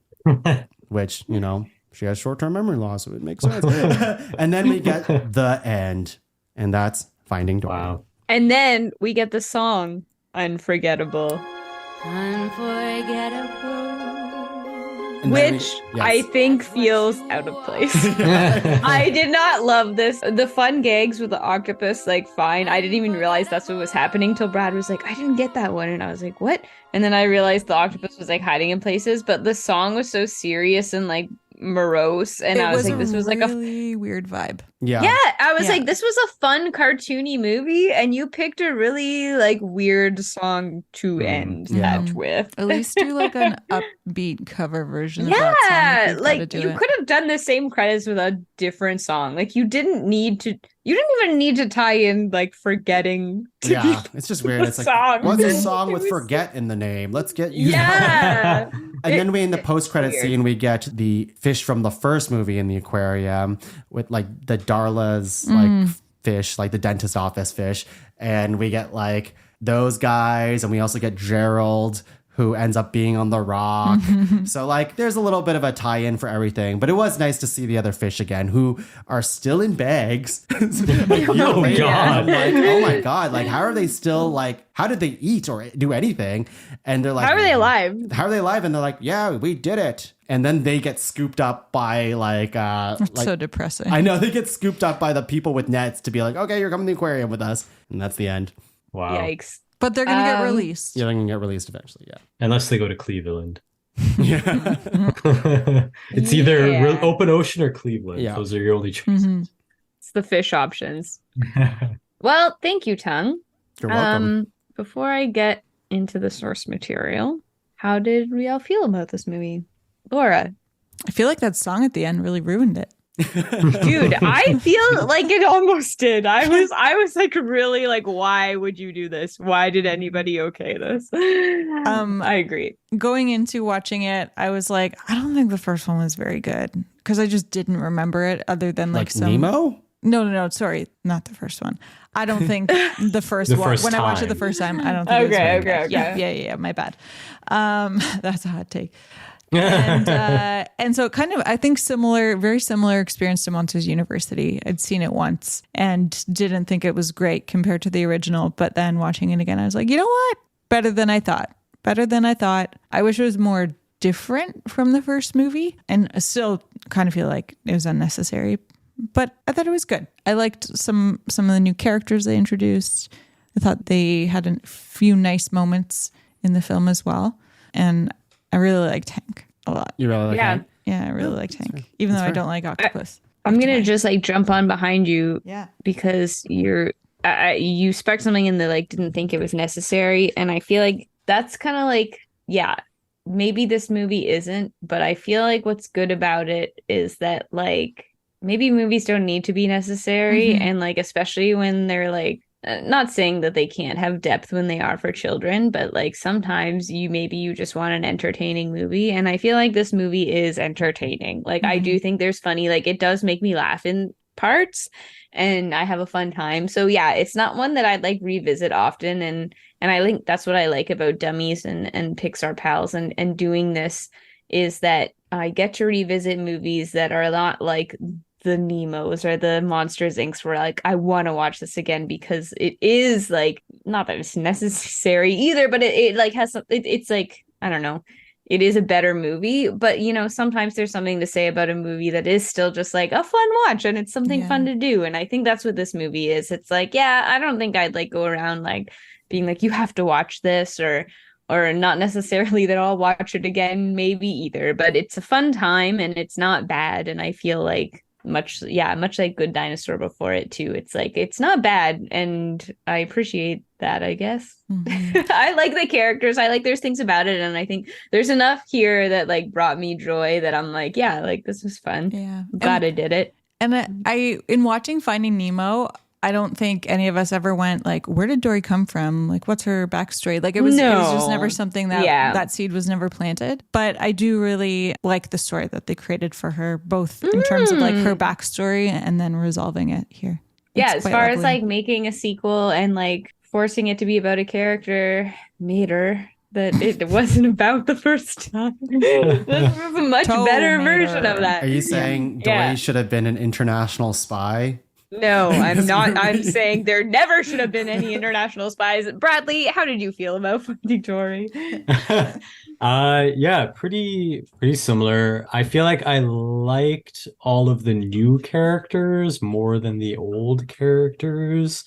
Or I guess I was more like interested to like be around the new characters. Like I like Marlin and Nemo and Dory, but like I thought Hank was really an interesting character, and like why doesn't he want to go back to the ocean? I feel like there's a whole story there, but I feel like they kind of stuck with the property of like what sells toys and what was popular from the last movie. I felt like I did get kind of bored here and there, which I feel like, Tung, you alluded to at a certain point where you're like, we're cutting back and forth a lot between Dory and Marlin, and like their story kind of is somewhat pointless aside from the fact that they just need to get back to Dory to move that plot along. And I feel like I was starting to feel that at a certain point where I was just like, nah, I kind of like zoned out here and there. But all that to say, I do actually genuinely like this movie, much like Good Dinosaur and Monsters University. Those are movies that I also really like. But yeah, I would agree with you, Sam. Like, I feel like I'm not going to have a craving to go back to this movie. Maybe in another like 10 years or whatever, it'll be like, let's throw that on. But yeah, I'm not really jonesing to immediately watch it again. I do feel like I enjoyed it more the first time I watched it than this time, just because obviously I didn't know where the story was going. And like the whole car chase thing, I usually like love car chases and dumb shit like that, but I felt like I was kind of zoning out around that area because like they were almost done and it's like, now we gotta do this whole other side thing. And I was just like, do I care? Like, I'm kind of over this. So yeah, all that to say, again, I do like the movie. I do think it's a good movie, but yeah. Necessary, I don't know. I do feel like they did justify it with the story. I did think that the story with Dory was good, and I feel like that, like you were saying, Sam, very early on, how Pixar really has usually a large gap of time between the original and then the sequel. I do feel like Pixar actually does try to do sequels, at least at this point, that are necessary aside from Cars. Except for Cars. For Cars. But like Monsters University, like, I mean, you could obviously, there's an argument to say that none of their sequels are really necessary, but like Toy Story 2, I feel like they crafted like a story that justified the movie. Monsters University, I felt like it wasn't a bad movie. It was like justified. It could have been the first movie and it would have been great. And I feel like that's the same thing here when I'm watching it. I'm like, yeah, it's a really good story. It develops Dory's character. Like there's substance to it, but was it necessary? Yeah, I think that's sort of that argument of like justified versus necessary. Like even you could go to, does a movie need to be necessary to be worth telling? Like, I don't think so. The Toy Story sequels weren't necessary, but they were so beautiful. Yeah. Was any of the Fast and Furious movies necessary? No. Yes. But there couldn't say. No comment. Tom, did you like this movie? First of all, yes to the Fast and Furious question. Second, well, I guess to a point. I guess it does go pretty fucking off the rails as it goes, as the latest the one. Paul Walker saga is Yeah, first of all, I will say like this movie reviewed very well. Like it was like 94% on Rotten Tomatoes. I forgot like it got such critical success. And that's to say like, even with that critical success, it kind of goes to show like how pointless Rotten Tomatoes is, because even with that critical success, people did forget about this movie, like I said at the beginning of this. But rewatching this film, knowing what happens and all this, at least kind of knowing what happens, I did enjoy it. I think the story they told, and at least the whole the heart of the movie, which I'm paying the most attention to, Dory's, she's the heart of the movie, and her arc through the entire thing makes a lot of sense. And I think it was justified, her journey to get to where she needs to go towards the end of the movie, which is reuniting with her family, learning a little bit about herself, and being okay that short-term memory loss is not a bad thing. That's just who she is, and she should lean into like just being the best version of herself. I think those are all like nice lessons and a nice story to write. I think the stuff around everything else feels not as tight. With the Marlin Nemo stuff, it just doesn't hit very well, especially with those characters and how incredible their first journey was, right? And to use those characters again to go on such a lesser quest, I guess, is just kind of diminishes their value in the movie for me. And I'm like, the new characters are kind of fun, but none of them, like, I'm going to say none of them reach the same memorable type of feeling that I got for watching, like, all of Sharkbait's friends in the fish tank, Crush for the first time, Bruce, Nigel, like all these characters from the first movie, and there's nostalgia at play for that too, for sure. But I think all those characters have more agency in what's happening in the film compared to this kind of like cut back and forth of like, yeah, here's Sea Lions, here's Gerald, he's kind of fun. Becky, they're kind of fun. Even Destiny, and I like Bailey, he's funny, but like none of them feel as important. They just feel like new characters for the sake of having new characters, which they should, but like even Hank, like I already mentioned this before too. I feel like there was a bigger story to tell with Hank, but by the time they got to where they needed to go, where Dory and Hank became friends, it just felt kind of rushed, to be honest with you. And I didn't feel their friendship was quite earned in that moment, So that's all to say. Like, those are my critiques of it, but I do agree at the end of the day, like, it was a fun enough movie, honestly. I didn't hate the movie at all. It just like when it leans onto its best version of itself, which is telling this Dory story, is where I liked it the best. And when I didn't like it the best is when it tried too hard to be a lesser version of what it was before, which is like, hey, you remember this? Remember this part from Finding Nemo? Like all that stuff. I'm like, stop. You don't have to do that. This universe is good enough as it is, where you don't have to like just play to my nostalgia in that way, Yeah, nobody wanted that. Yeah. So source material, I'm just going to basically read from Wikipedia. I don't know. Well, I mean, okay, first off, it was like written, directed. I think a lot of the story stuff was all Andrew Stanton, who's like a Pixar guy. So it's not based off a book or a story or like whatever. I did read this little blurb that I thought was interesting. That is, Disney planned to make a sequel to Finding Nemo since 2005. Now, this was a 2016 movie, so that's like way before. Disney tasked its new studio, Circle 7 Animation, after disagreements with Pixar. So Pixar didn't want to do it. They went to this Circle 7 Animation.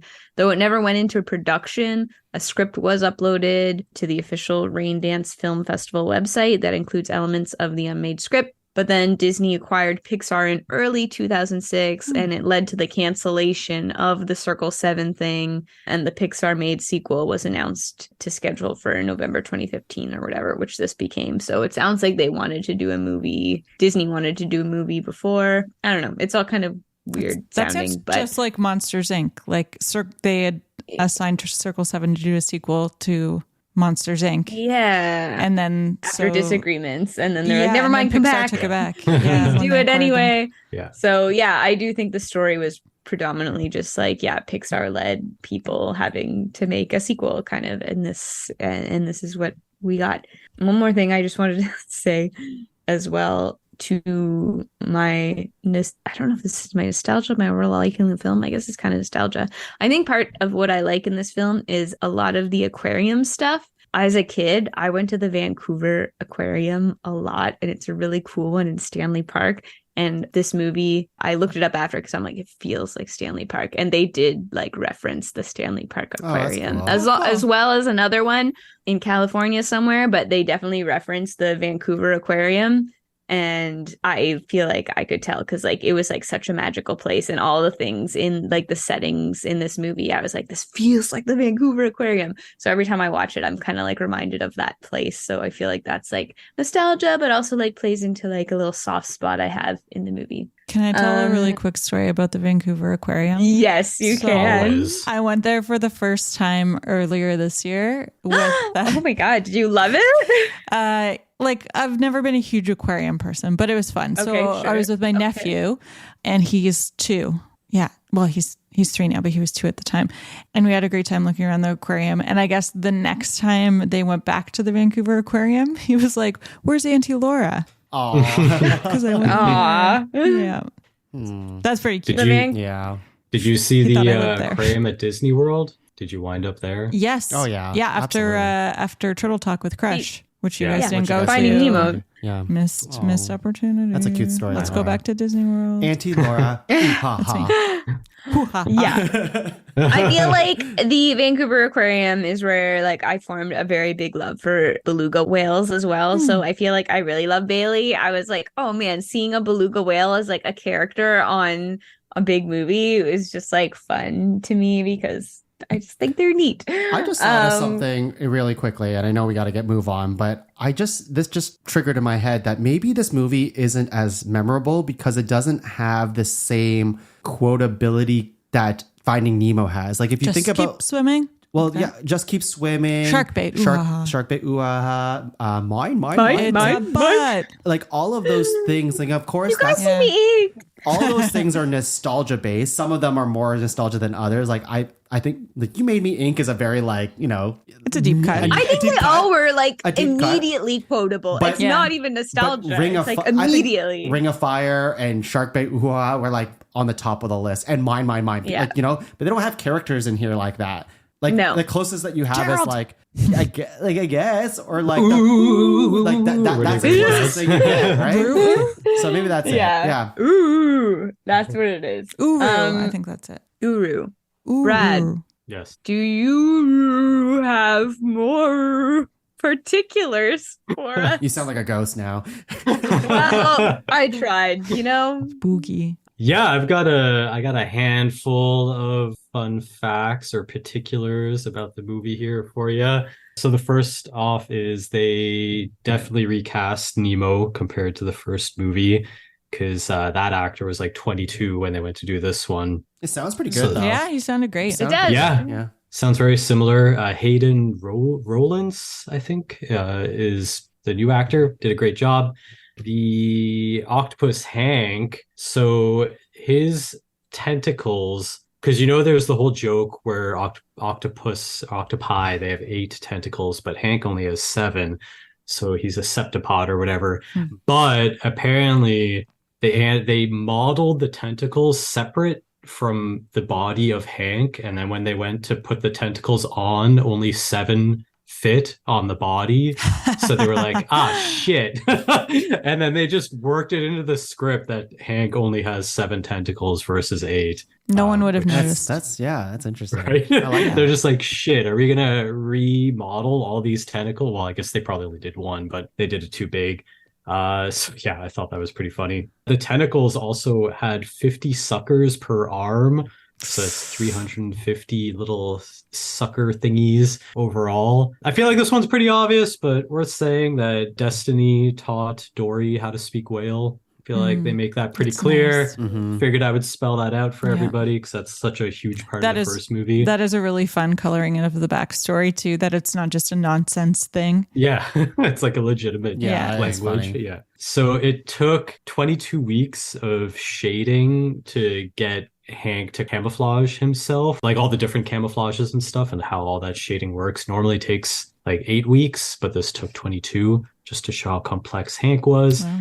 Apparently, which I don't know if you guys have seen like some octopus documentaries, like what's Not the my one? Teacher octopus? Yeah, Not yeah. a single one.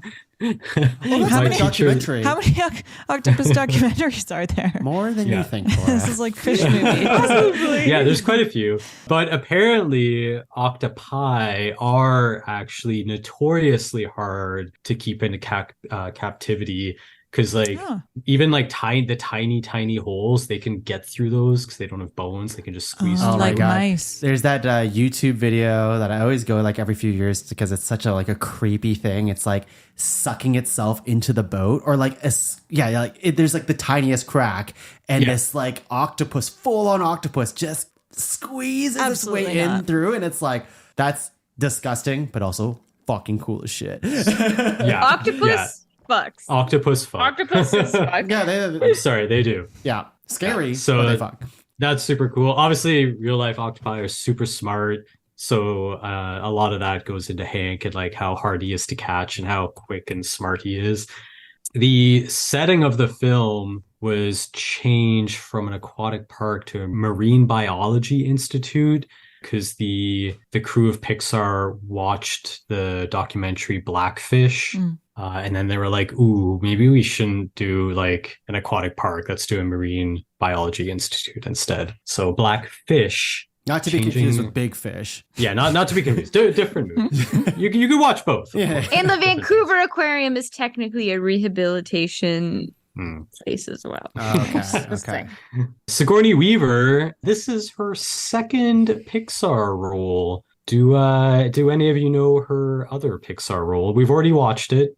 It's already come and gone. Did we talk about her before? What movie? I don't remember if we did. No, that's Helen Mirren. No, it is WALL-E. Was she Eva? It's the Axiom, the ship. She's the voice of the ship. Yes. Okay. So this is her Sci-fi second queen. role with Pixar. Sci-fi queen. So I was reading that apparently this whole idea for the movie with the flashbacks and Dory getting her memory as we see the movie and as it continues was actually something that what's his name, Andrew Stanton, developed for the first movie, and that you were going to find out throughout the movie how Marlin lost his family. So it's basically going to be like him coming into contact with things in the world that jog his memory, almost like he'd repressed it all. And so that was kind of developed for the first movie.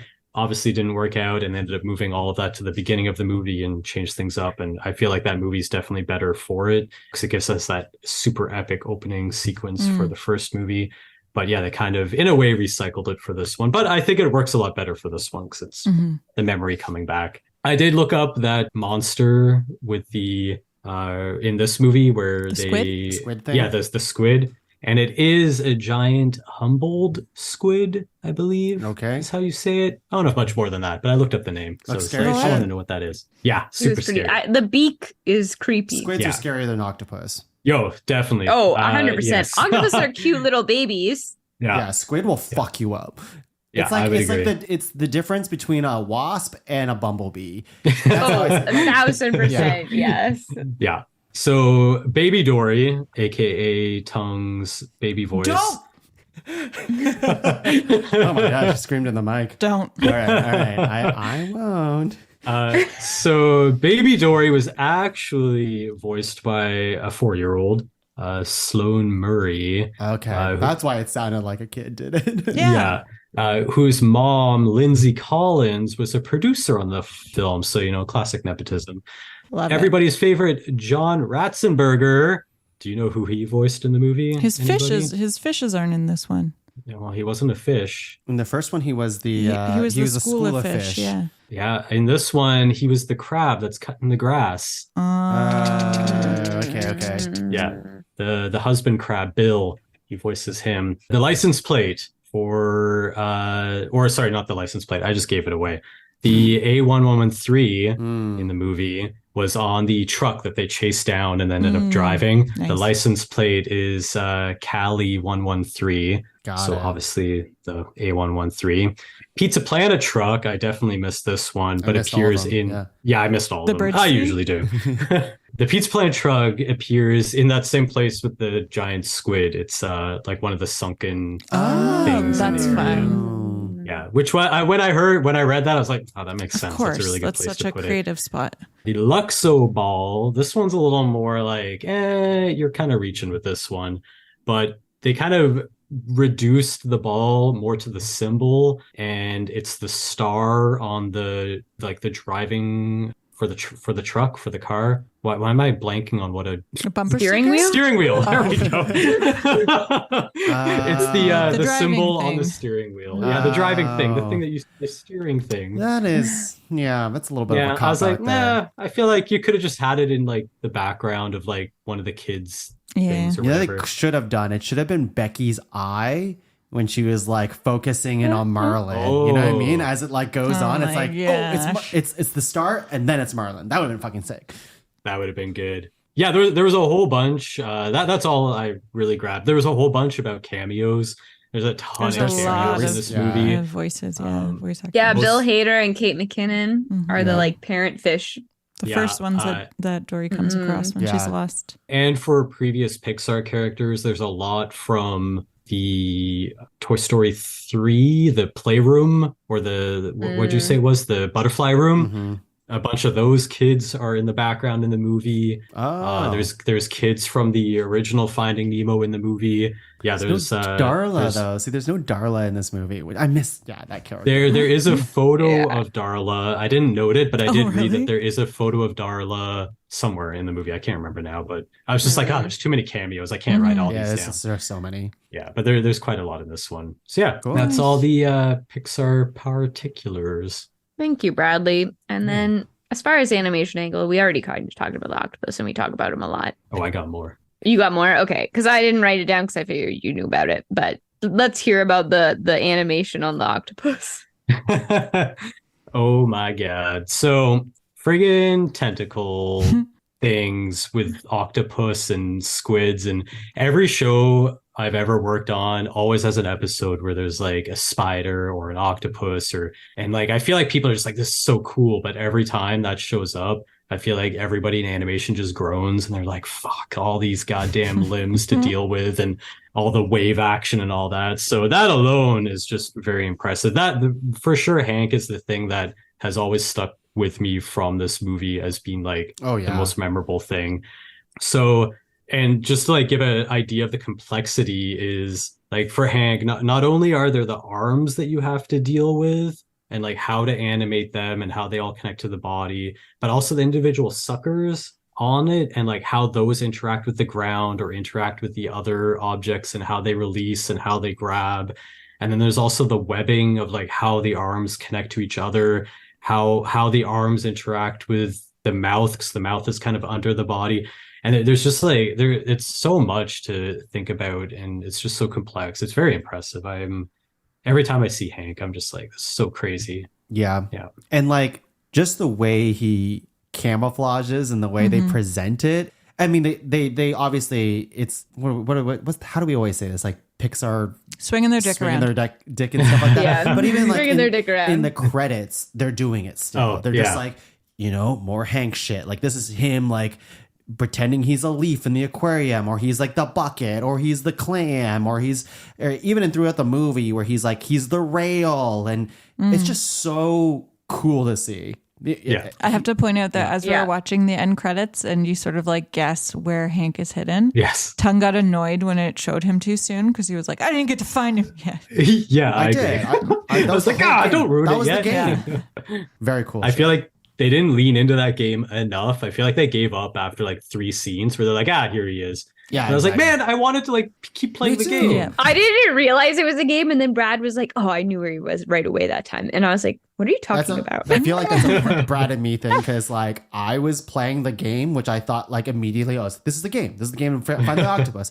And then like Laura was not at all playing the game. I was playing the game in my head. I'm just not out loud. What's the point? I was not playing the game at all. Play the game together. Anyways, I got a bit more for the animation angle stuff.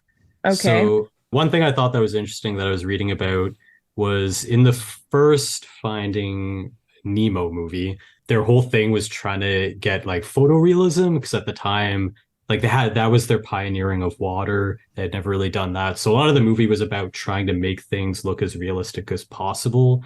Whereas by the time this movie came out, technology had advanced so far that now it was more about pulling things back to being cartoony because it would look too realistic. And I thought that was quite an interesting difference between the first and the second. The first was them trying to make it look more realistic, whereas this one's trying to make it look more cartoony. And it's just funny how that push and pull comes. it would look weird if this like looked more like Good Dinosaur, Yeah. Yes. It would Yeah. feel off. Yes. There was also, as always, there was new technology pushed and developed for this movie. This one was specifically ray tracing. I know I've talked about ray tracing on this before, but it's always incremental, pushing and pushing. And this one was ray tracing for geometry, hair, and bright and shiny surfaces, which allowed for better reflection and refraction in the water to look more realistic, which I did definitely notice specifically in the scenes where Nemo and Marlin are talking to the seals and they're above the water and they're like dipping down into the water and there's like subtle waves, but the reflections were catching on the water. And I feel like a lot of those scenes went for so long that I was just getting like bored and looking at what the scenes. And I remember noticing like the reflections and the refraction. I was like, oh wow, that actually looks very impressive. So I for sure noticed that. And that was pretty I good feel stuff. like all the fish out of water scenes looked very like they just like stood out right away. As soon as they were like above water, you're like, whoa. Yeah. Totally. And I did like that they always had Nemo and Marlin like dip back under the water every once in a while just to like breathe, Get wet. basically.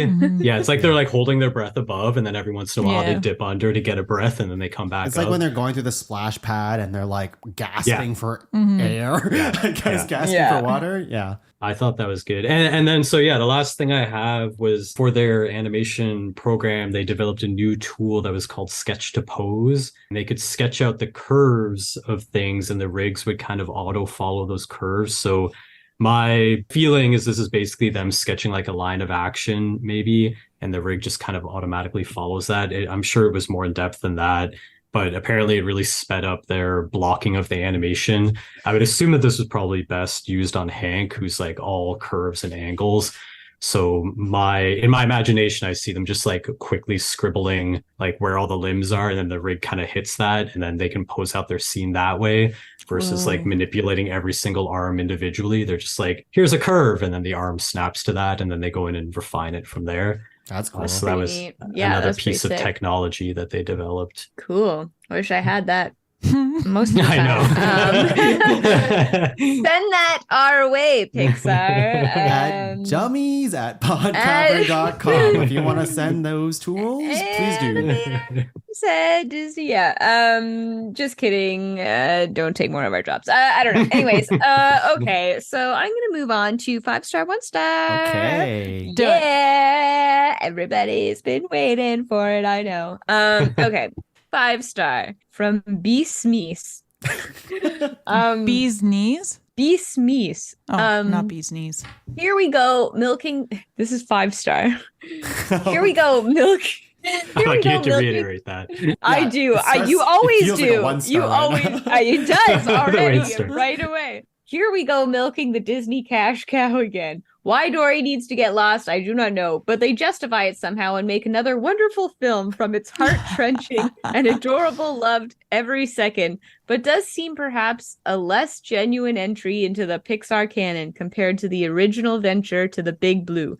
12 out of 10 stars. Definitely a romp. Can't wait to see Finding Marlin in 2023. Mark my words, it's either him or Sandy Plankton recommended. Kind of sassy. Don't know what was going on there, but thank Yeah, you, it does Beast. not No. play like a 12 out of 10. And I have to Yeah. say, one of my hot takes was the sequel would be Finding Marlin. And I think the Finding Marlin sequel, you're going to hate me for this, but it's going to be like, Marlin's getting back in the dating Oh, scene. no. with Oh my God, get out of here. It's Plenty of plenty fish of in the fish. sea. No, And stop. There's plenty of Look, fish in the ocean. If they can make someone as sweet as Carl from Up go back into the dating game, I didn't watch that. Did he actually go on a date? well, he was getting ready for a date again, apparently. I was hoping the God. surprise would be I don't like he was know. going to visit his wife's grave or something. Anyways, Finding Was that Marlin. a short? I don't know. It was a Anyways, short, yeah. okay. I didn't Okay. watch that. Well, on to the 1-stars.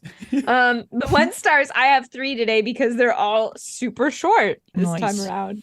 So yeah, Winter Clooney says, it was horrible. I, for one, was terrified. The fish's eyes were too big for my liking and reminded me of my ex-husband's, which haunted me at night. Please fix the eye-to-body ratio in further productions. Crying face emoji, heartbreak, rat, hand up, skull. It was dark. It was darker than I intended. It was dark. Next, Devin Green. It wasn't even the darkest one I came across, which I'm sparing Oh, everyone no. from. Next, Devin Green. These people put their names on the internet. I feel bad reading them, but then I'm like, You did it's that. literally They the did first that. thing on Google. Yeah. They know what they were doing. Yeah. So Devin Green says, ignorance is bliss, and I'm very knowledgeable after this movie. 1-star.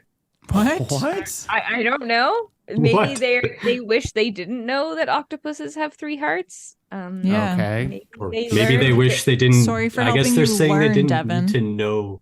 Yeah, they didn't need to know Dory's backstory because they're like ignorance is bliss. Like they They didn't learned need this. too much. That's stupid. Next, Dumb. That's Jack dumb. Williams. They tried too hard. My sister dislikes this film. I don't see what's so good about it. 1 star. Wow. Okay. Thank wow. you, Jack. Yeah. Yeah. So from the range there, it's like we learned too much. My sister didn't like it, and the fish's eyes were too big for my liking. So It sounds like it's just not the movie for them, and they need to move yeah, on. yeah. That's my takeaway. Can I interest you in Big Fish? You could always interest me in Big Fish, to be honest. But what I'm more interested in right now is Hot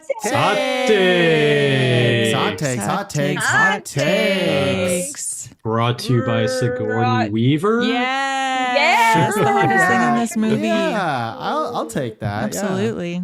Laura. Take us away. Tung and I are separating over irreconcilable differences, specifically his baby Dory voice. Laura must have literally written that down during this episode. That is the freshest hot take. Yeah, freshest hot take out of the oven, for sure. Mm-hmm. Well, Brad, do you have any hot takes? I feel like I would have preferred to see a movie about Hank and why he hates the ocean. And then I thought it would have been, they could have basically done this movie, but shown Hank and why he dislikes it, and then have Dory just like show up and be like, kind of like what they showed at the beginning of this one, where Marlin, they like run into each other and it's just like, whoa, Dory's here. And then he like helps Dory, and then Dory helps him. And I feel like I kind of get the feeling that they all enjoyed animating and writing Hank more than a lot of the other characters. And I'm like, why? You could have just done a Hank movie in the Finding universe. Also, his plan They doesn't couldn't. make- They're cowards. Yeah, that's true. His plan doesn't They make would never have. that much sense. Like, if he gets to Cleveland and he gets his own, even if he gets his own aquarium, then he's always going to be surrounded by people watching him. So what's the plan there, Hank? What's the plan? I feel like it wasn't an aquarium in Cleveland. I feel like it was something else. Something else? All right, sure. I don't remember, though. Sure. I don't know. I don't know. I don't know. Tongue, hot takes. You heard my Finding Marlin one. Here is something that's controversial. I think Ellen is still the perfect Dory. As much as she is a, problematic individual as the years have gone by, a bully and all this other thing. I don't know if it's you don't have this movie without Ellen Dory. That's what I mean. Like, I think she is Dory. It's the best thing she's ever done, at least in my mind.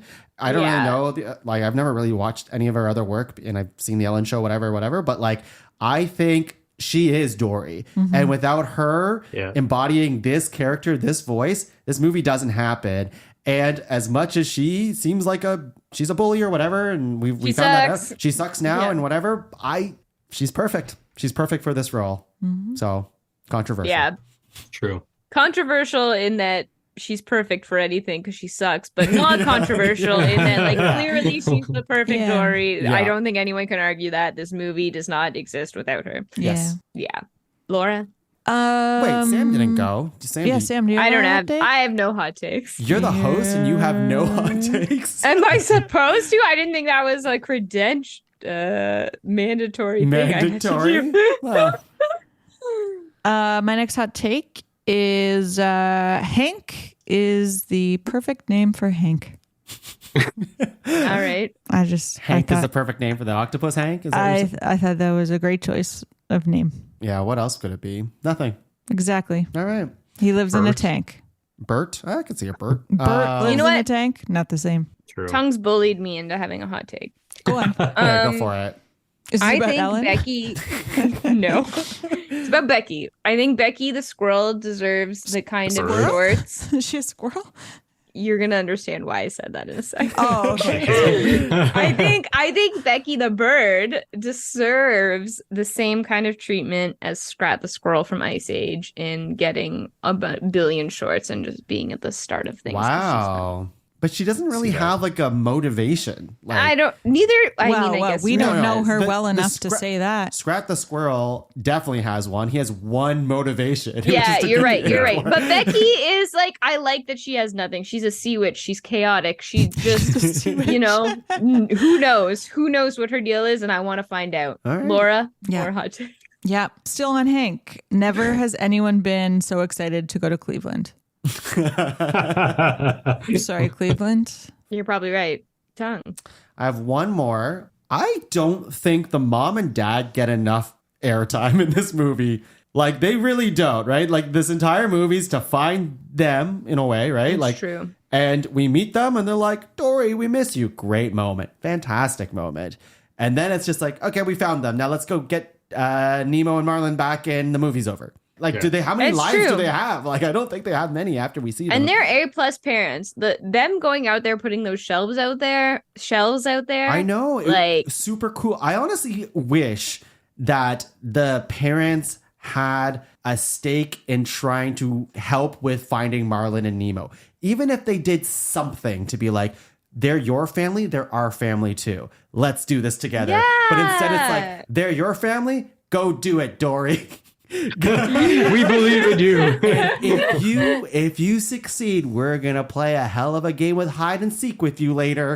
And it's okay. it's so true. Yeah. And it's like Eugene Levy, and we didn't talk about his receding hairline as a fish design. Oh shit, that was my last I animation loved it. angle. I noticed was that how too. impressive it was that they were able to give a fish a Yeah. receding hairline. So good. Anyways, Pretty good design. that was my last hot take. Do we have any other hot takes out there, Brad, Laura? Well, it's more of a nitpick that I also noticed in the last Finding Nemo.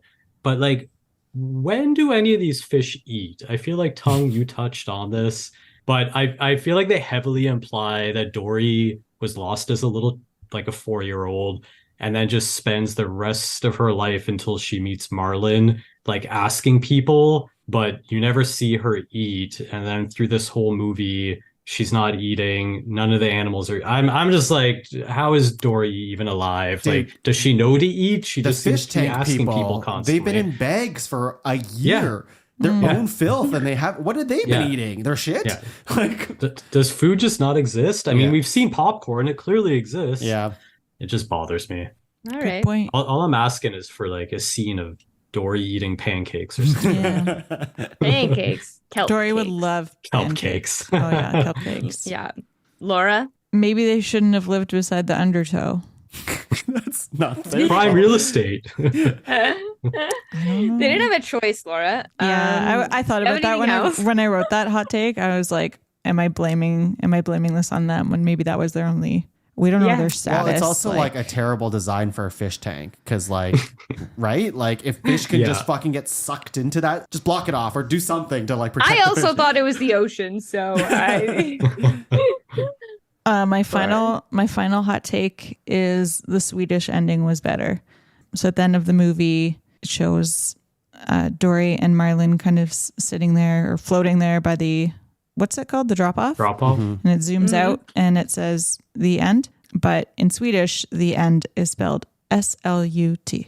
So it just says. Is that true? Slut. Yes. I've seen that. Wouldn't like the French end be better because it would say like le fin and it would be like fin? Nice.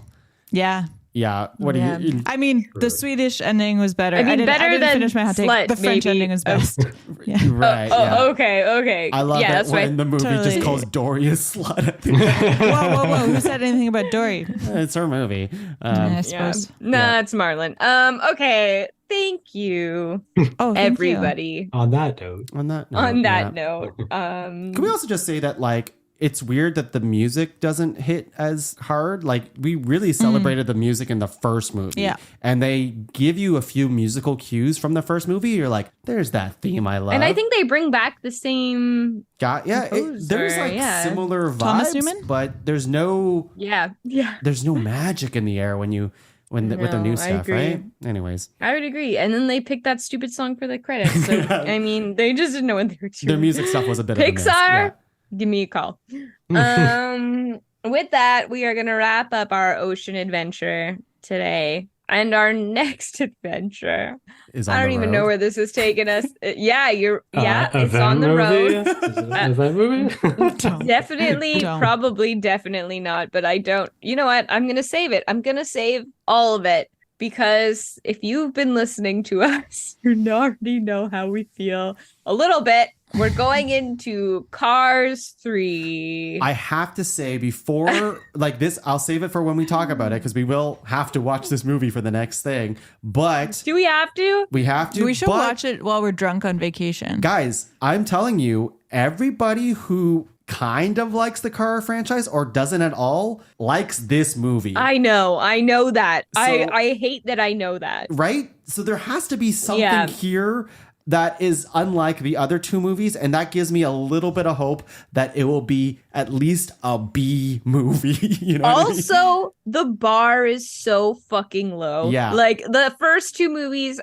pretty much just suck. So like honestly, this movie doesn't have to do that much to be okay. If it's okay, Yeah. I'll take it. Yeah, I'll Hey, take Apparently okay. it's the best one by a mile. Hey, I think we should do Dummies on location. Oh my god. I think we should. I think we should record an episode on the beach. I We can disagree. I watch thought it you were going to say together. an F1 track. We can watch it together. Yeah, I thought that. And then we can just get our margaritas and go down to the beach and Yeah. that'll crank be out an episode. awful for the person doing summary. No. The alcohol would help. No. I'll do it. No. I Yeah, it volunteer always as tribute. does. All right. Laura, Yeah. sing us out.